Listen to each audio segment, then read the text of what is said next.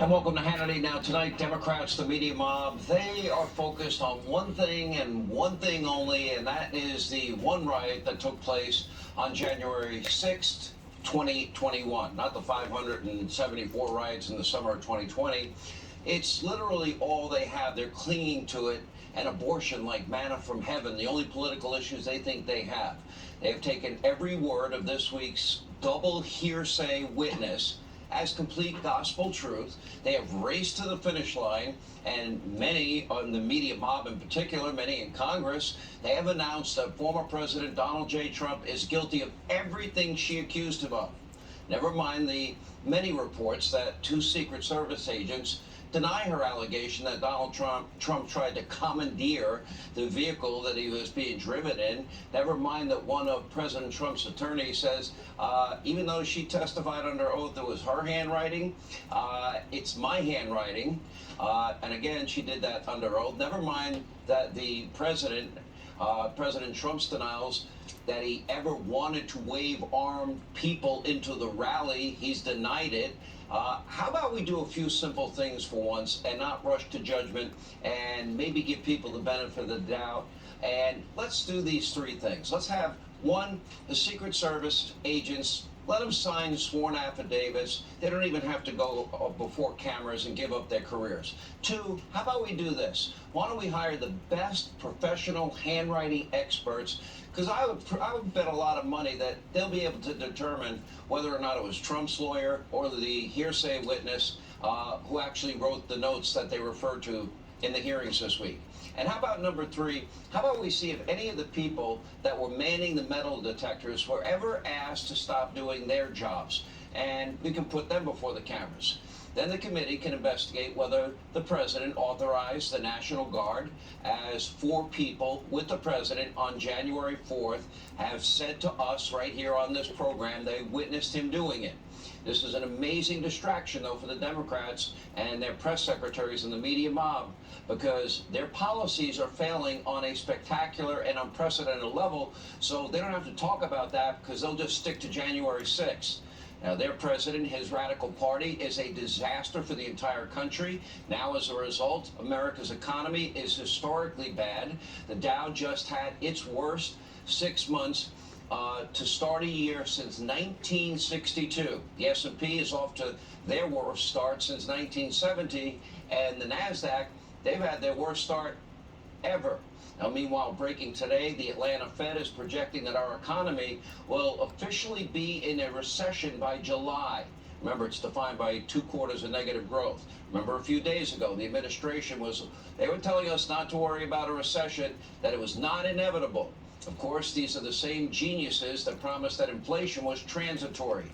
The same geniuses who seem to believe that some kind of magical transition to wind and solar is unfolding before our eyes and will bring us to the renewable energy independence promised land, because Joe and his radical New Green Deal socialists, they promised us they would eliminate American fossil fuels. Now, when they said they would eliminate fossil fuels, they didn't say only domestic fossil fuels, because they have no problem importing, let's see, Russian oil, OPEC nations oil, Saudi Arabian oil. They're open to importing oil from Venezuela, and I hear they even took 1 million barrels of oil from Iran last year. Now, clearly they have no idea what they're doing, and the pain and the suffering of these radical policies and all that pain that's causing every American now. And earlier today, when Joe Biden was asked how long Americans would need to fit the bill for these rising gas prices, Joe Biden just shrugged it off and said, well, as long as it takes. Take a look. We're going to support Ukraine as long as it takes. Look at the impact that the war on Ukraine has had on Russia. They've had to renege on their national debt for the first time since the beginning, almost well over 100 years. They've lost 15 years of the gains they made in terms of their economy. They're in a situation where they're having trouble because of my imposition of dealing with what can be exported to Russia in terms of technology. They can't even, they're going to have trouble maintaining oil production because they don't have the technology to do it. They need American technology. Where's the sense of urgency, the sense of capturing the moment and helping the American people? Apparently, Joe Biden doesn't feel your pain. Maybe he just thinks everyone flies around the world collecting millions of dollars from oligarchs and bad actors in Russia or the Bank of China or oil and gas companies in Ukraine like his son, Zero Experience Hunter. Or maybe Joe Biden simply doesn't care or doesn't even know. Now, as we all know, there is one person and one person only who decreased America's domestic supply of oil and gas. It wasn't Vladimir Putin, it was Joe Biden. Joe Biden doesn't care about the truth. Just listen to the president's pretty deranged speech in Europe when he somehow managed to attack the U.S. Supreme Court, all while lying once again about inflation. Take a look. We have the strongest economy in the world. Our inflation rates are lower than other nations in the world. The one thing that has been destabilizing is the outrageous behavior of the Supreme Court of the United States on overruling not only Roe v. Wade, but essentially challenging the right to privacy. We've been a leader in the world in terms of personal rights and privacy rights, and it is a mistake, in my view, for the Supreme Court to do what it did. I can understand why the American people are frustrated because of what the Supreme Court did. I can understand why the American people are frustrated because of inflation. Well, in truth, we got to remind you, Joe wasn't a leader in civil rights because Joe partnered with a former Klansman named Robert Byrd and tried to stop the integration of public schools. He didn't want the schools, in his words, to become racial jungles. So let's help educate Joe Biden because he's deeply confused, as everybody knows. Every single other country in the G7 has a lower inflation rate than our country, the USA. In fact, almost every single country in the developed world has a lower rate, including Canada, Germany, France, Italy, Japan, Saudi Arabia, and I can keep going.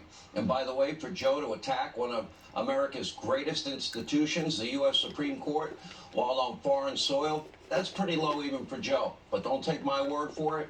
Listen to Joe Biden himself, because he said it in 2017. Take a listen.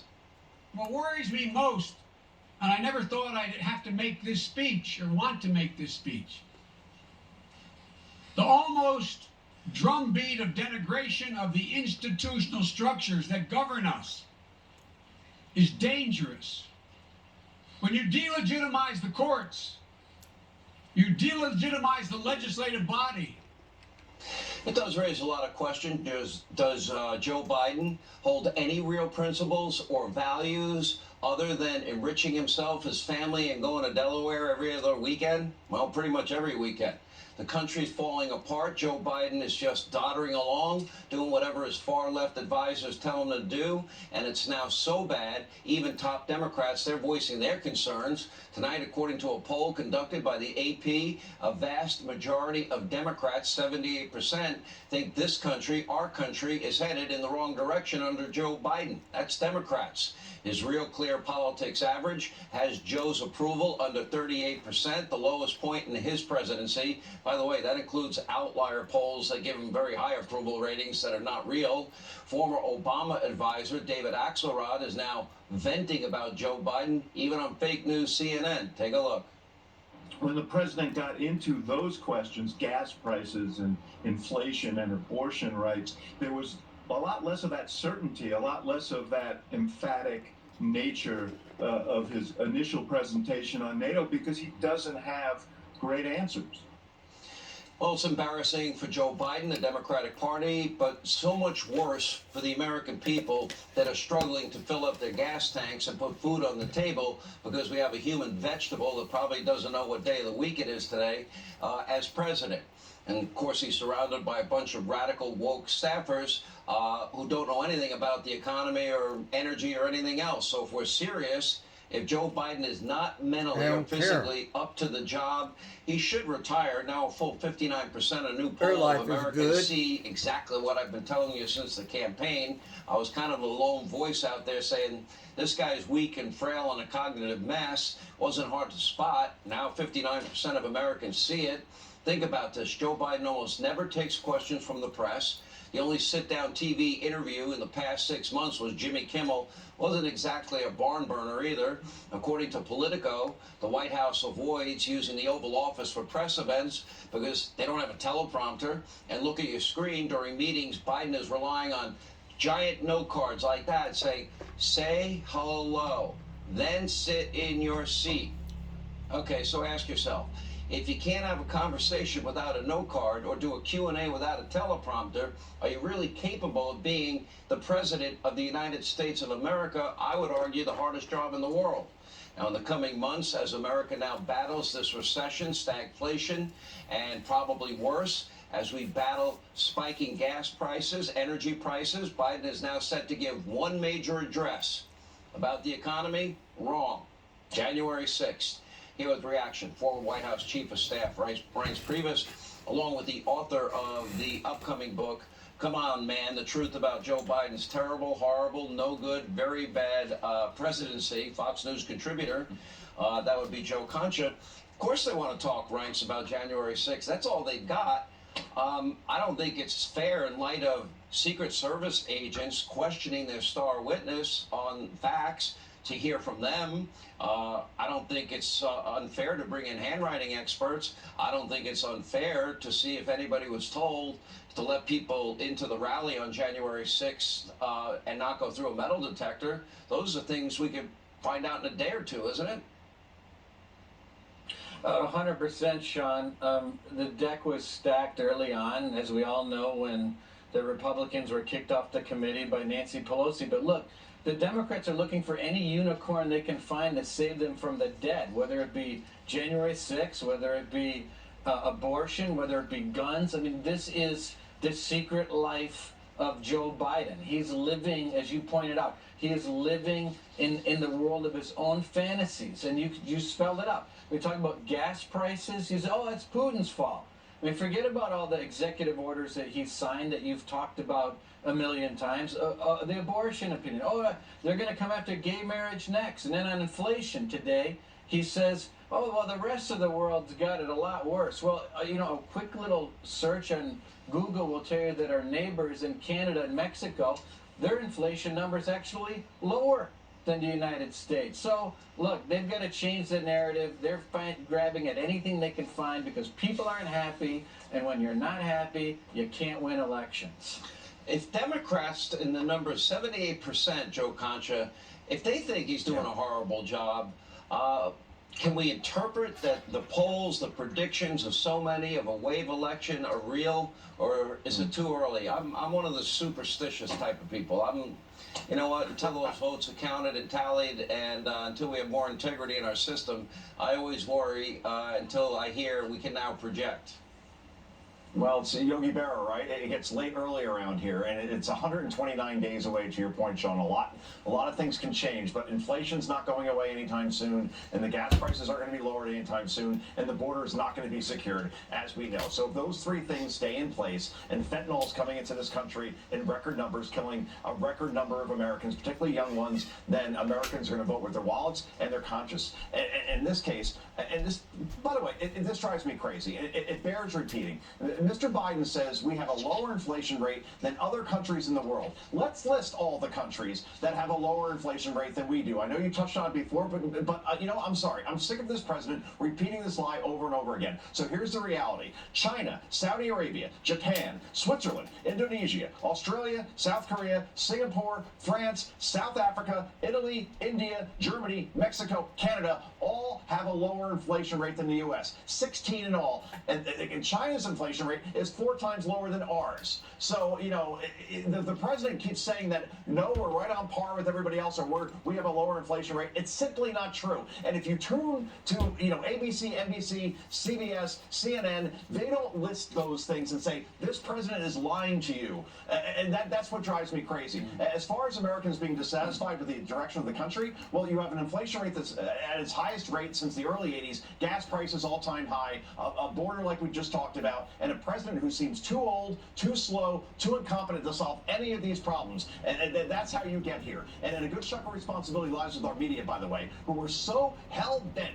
to get rid of Donald Trump, they didn't bother looking at the guy who replaced him in Joe Biden, who has been below average in everything he has done his entire life and has failed upwards all the way to the presidency. And that's what the new book, thank you for introducing it, I appreciate it, Come On Man, is all about. Out in September, you can pre-order it now. Come on, man, you forgot the rest of the time. Come on, man, are you a junkie? Are you a junkie? That was one of my favorites. Yeah. The Democrats are going to run rights. You've run a lot of elections. January 6th, abortion, the Second Amendment, and the playbook of Republicans are racist, sexist, blah, blah, blah. Is that going to work? It's not going to work, Sean, because if you think about where these races are at, there are not many races in America that are in play. And where are they in play? They're in middle-of-the-road districts where 70% of the Democrats, I said that right, 70% of the Democrats are also saying in those polls that the country's on the wrong track. And it's about the economy, stupid, and the secret life of Joe Biden is not going to convince a bunch of people that have less money in their bank, more money in their gas tank, the tuition isn't getting any lower, that somehow or another life is pretty good. It's not going well for Joe Biden, and people know it. All right, Ryan Sprevus, thank you for being with us. Joe Concha, congrats on the new book. We look forward to reading it. All right, tonight, once again, Democrats are ready to upend the filibuster and bring it back to get what they want. First, they said they wanted a filibuster carve out for voting rights. Then it was Build Back Broke. Then it was the gun bill. And now they wanted to end the filibuster for abortion legislation. Naturally, both Biden and Socialist Congresswoman, the real Speaker of the House, Alexandria Ocasio-Cortez, support these efforts. Take a look. So I believe that the president should come out in favor, forcefully in favor of expanding the Supreme Court. I believe that the president should forcefully come out in favor of abolishing the Senate filibuster. Those two actions dramatically increase political pressure and makes it much harder to resist. I believe we have to codify Roe v. Wade in the law, and the way to do that is to make sure the Congress votes to do that. And if the filibuster gets in the way, it's like voting rights. It should be, we provide an exception for this, require an exception to the filibuster for this action to deal with the Supreme Court decision. All right, here with Reaction, Missouri Senator Josh Hawley. We already know that Joe Manchin and Kristen Sinema have said no to this repeatedly, saying no again. So that's not going to happen. But the bigger question, Senator, is the power grab that they would take if they had the opportunity. And the legislative filibuster, they'd pack the courts, they'd have D.C., Puerto Rico statehood, anything that would grant them power in perpetuity, it seems that they would take on. And the fact that a majority of Democrats are there, 48 out of 50 in the Senate, is a little scary proposition to me. Yeah, it's really scary, Sean. But these people are such extremists. I mean, think about what it is they want to do here. They want to make this country like North Korea in terms of our abortion policy. That's what they want. They want to impose a one-size-fits-all policy that they dictate, the D.C. Democrats dictate, that makes us like China and North Korea. That would be our peer countries in terms of protections for life if the Democrats got their way. I mean, you talk about morally bankrupt. I mean, this is unbelievable. And it also goes to show they don't believe in democracy anymore, Sean. What are the Democrats scared of? They're scared that the American people will actually get to have a say in laws about life. And that's what they don't want. That's why AOC and all the others are having a meltdown. That's why Joe Biden is up there, saying we've got to get rid of the filibuster and throwing little temper tantrums. It's because the American people now are going to get to decide their own laws on life, and the Democrats won't have it. All right, let's talk about the agenda and what the Republican agenda. Look, I think the Republicans will win back the House easily, but we got tough Senate races. I think Marco Rubio, he's going to win in Florida. I think Herschel Walker, in spite of the first poll out, I think he's going to run a good race in Georgia. Georgia needs some unity down there. They got to come together as a party, the Republican Party. Tim Scott will run away with it. I think we have a good chance in North Carolina. Ron Johnson will join us. I think he's going to win his race and we'll win Ohio. I think we have a good chance in Nevada, a good chance in Arizona. Your state of Missouri, I think we have a good chance. What are your thoughts? Is the Senate really in play for the Republicans? Pennsylvania, Dr. Oz? Absolutely, it's in play. I think we'll win it, Sean. I think this is going to be a wave year. I think the American people are getting a good, hard look at the far left woke agenda. And they're saying that, my gosh, I mean, we can't afford it. We can't feed our families. We can't buy gas. We are a laughingstock around the world. This administration continues to lay down for China. So I think that they're going to completely turn around the ship here, if the voters are, and they're going to send us back a Republican Senate and a Republican House. And then we're going to have to deliver, Sean. I mean, that is the thing. Republicans are going to have to be ready to act. And what we should do is start, number one, by bringing down the cost of energy, reverse those disastrous energy policies. How do you do that if Joe Biden's president? Energy again. If you have the House and Senate, Well, you you pass gotta the have- bill, he won't sign it. Yeah. No, well, he won't, but you've got to, or at least he might not want to, but you got to put it on his desk. Make him veto it. And if he vetoes it, do it again, Sean, over and over. Make it clear who is holding this country hostage, who is holding the American people hostage to $5 and $6 a gallon for gas. It's Joe Biden and his energy policies. Who's driving this inflation? It's Joe Biden's policies. We've got to take it right to him and make him choose. I mean, Will make him their put it on the strategy- line, and I think we can do it. I asked Rentz this question. Will their strategy of running on January 6th, Roe v. Wade being overturned, the Second Amendment, is that going to be successful in any way to gin up their base, motivate their base?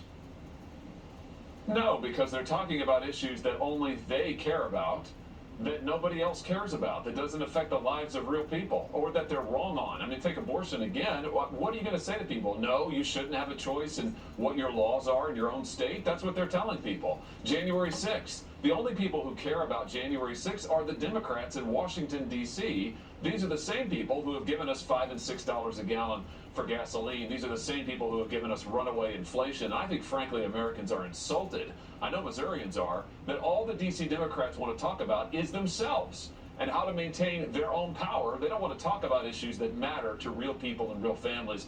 I think voters are going to punish them for that in November.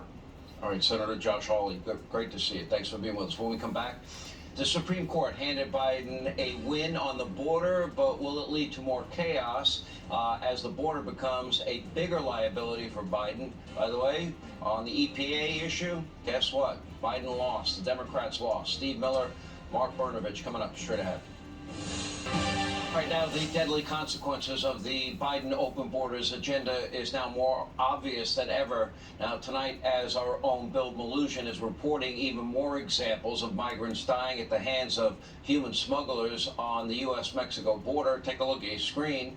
Now, Texas authorities say migrants are being smuggled and then left for dead as this reckless immigration policy is not only attacking American sovereignty, but taking the lives of the migrants themselves.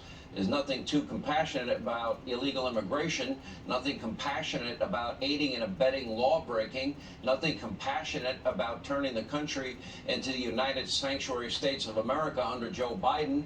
Earlier today, the Supreme Court did rule 5-4 in favor of Biden, allowing the administration to end the highly successful Trump-era Remain in Mexico policy, which requires that those seeking asylum stay in Mexico while their claims are being heard.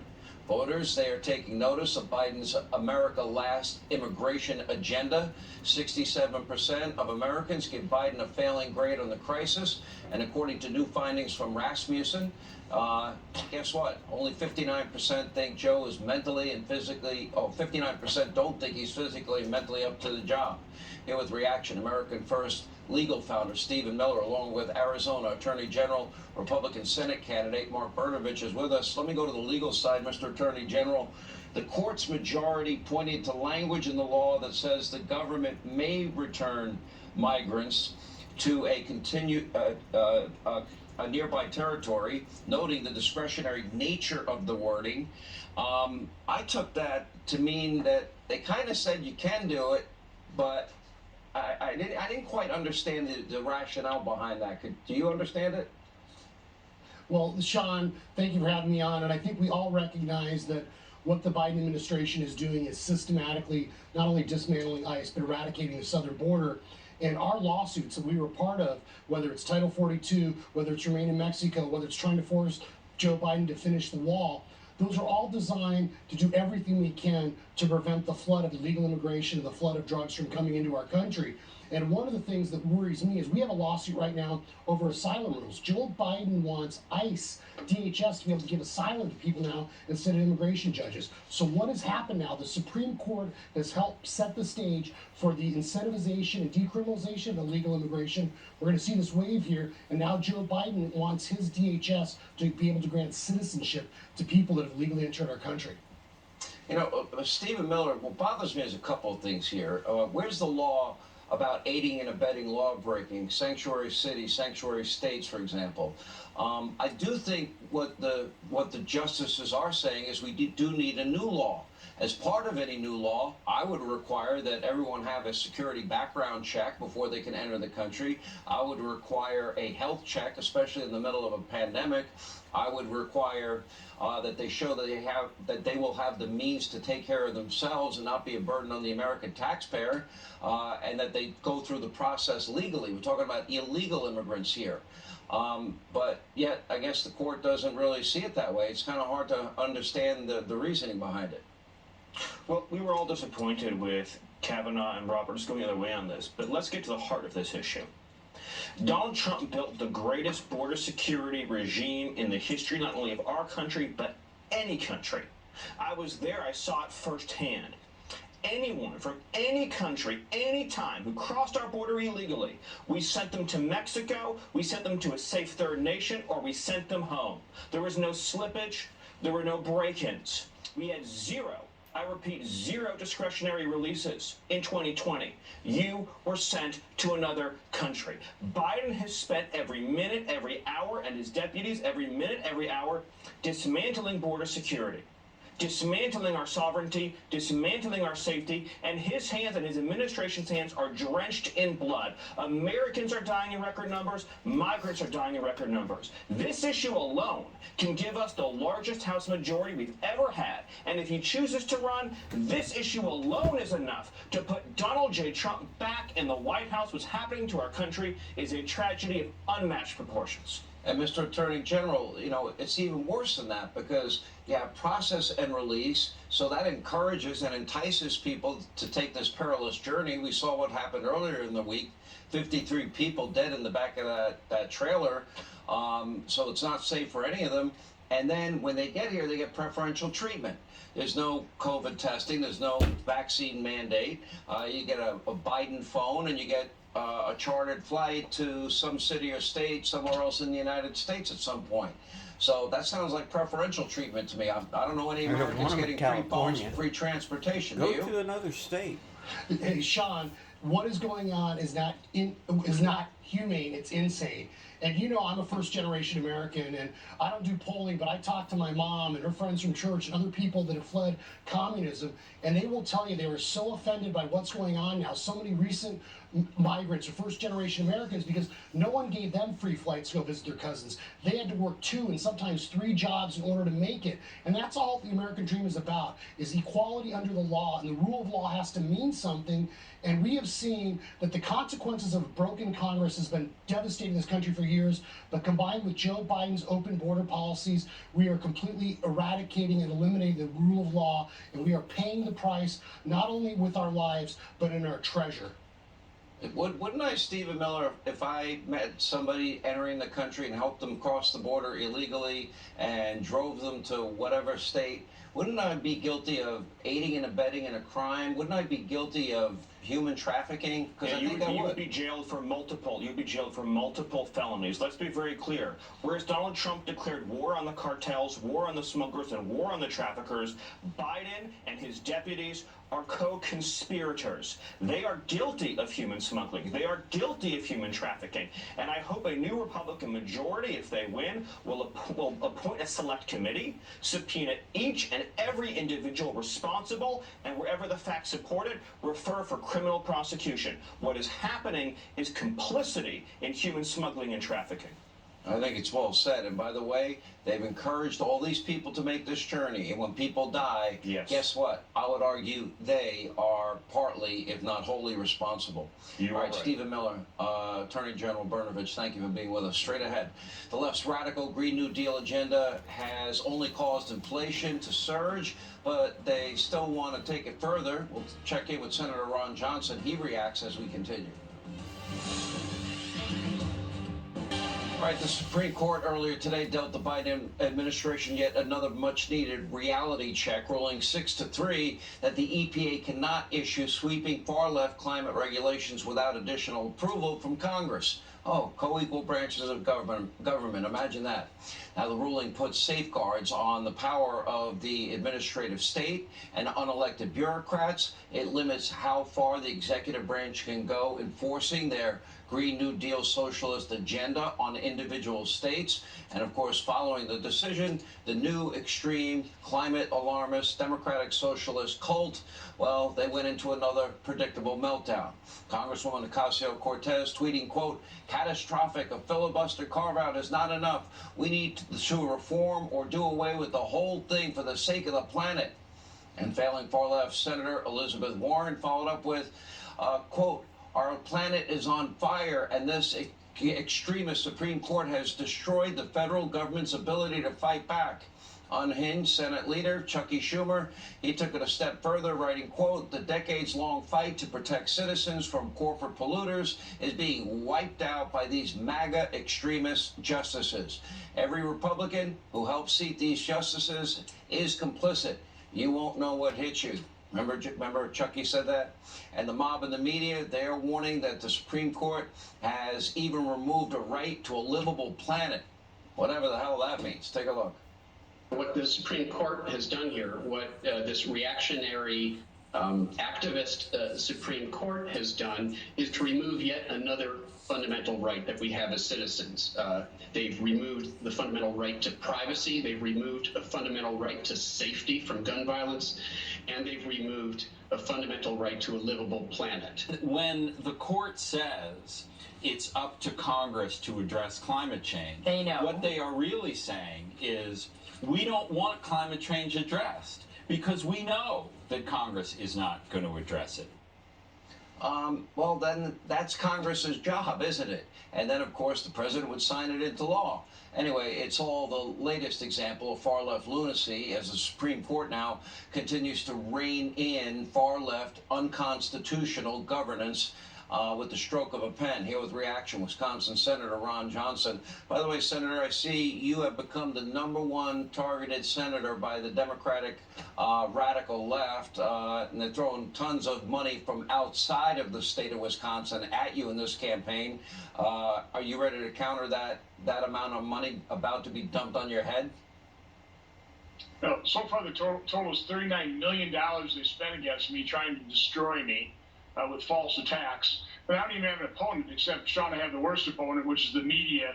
They've been trying to destroy me for 18 months, so I didn't just become the #1 target, I've been the #1 target. So listen, your audience has been very generous. RonJohnsonSenate.com, please, I need a lot of help if I'm going to counter all their lies and distortions.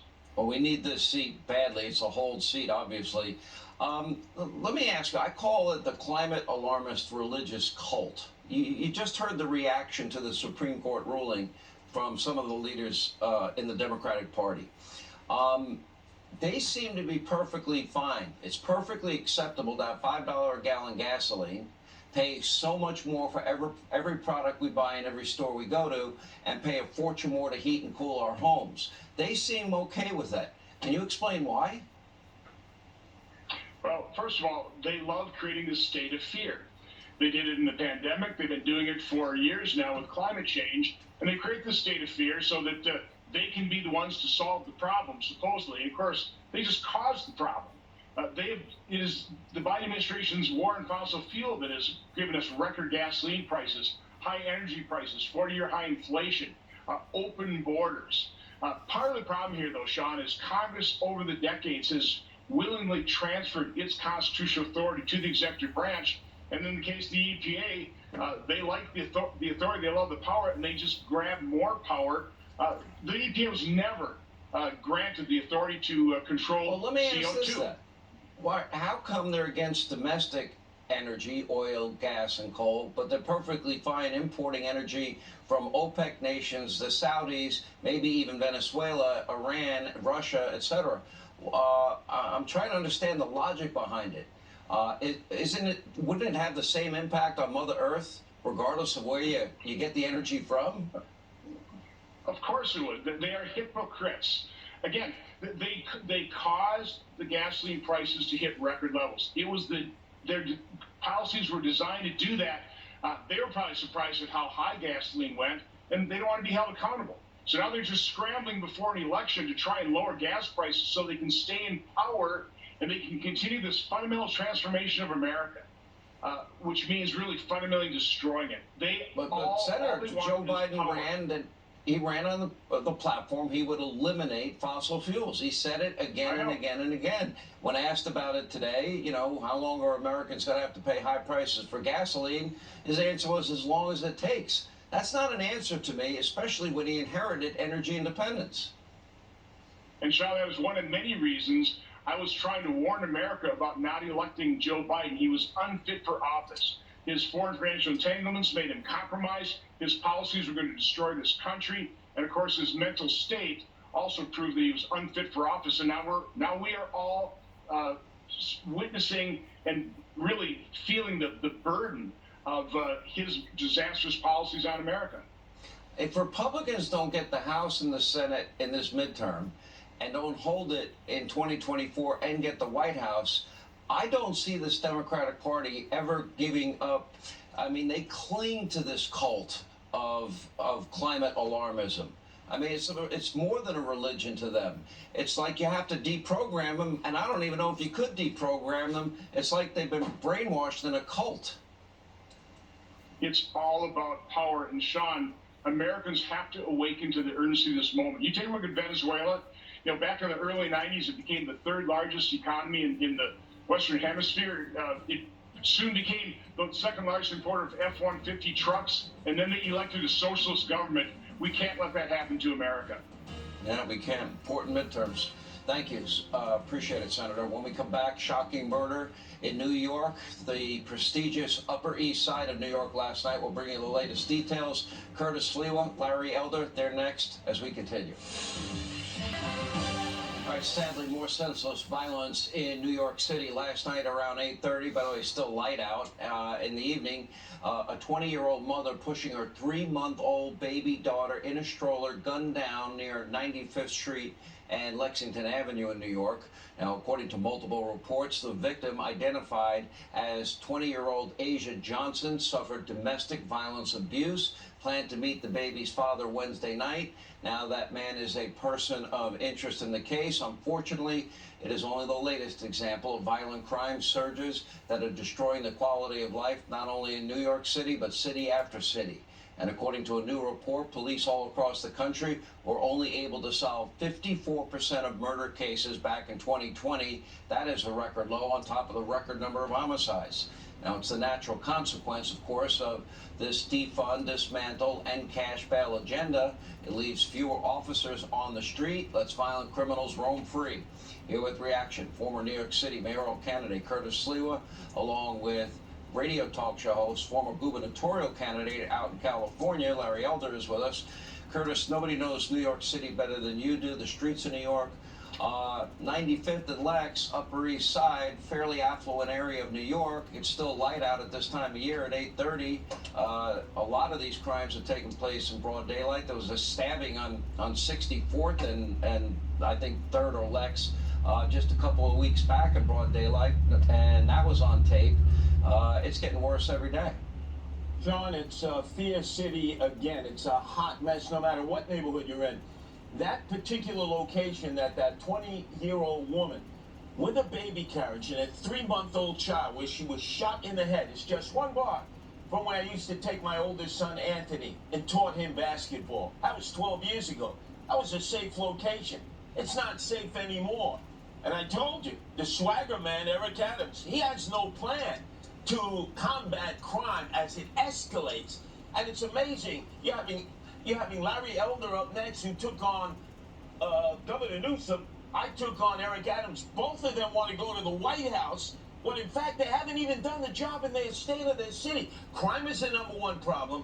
The criminals are ahead, and the culture that snitches get stitches and end up in ditches prevail, so that you're not solving most of these crimes. You're losing cops. They're going on early retirement. They're being recruited away, and the war on police continues unabated. And now you see people, mass exodus in California, where Larry is, mass exodus in New York, where I am, to states that are a lot safer south of the Mason-Dixon line.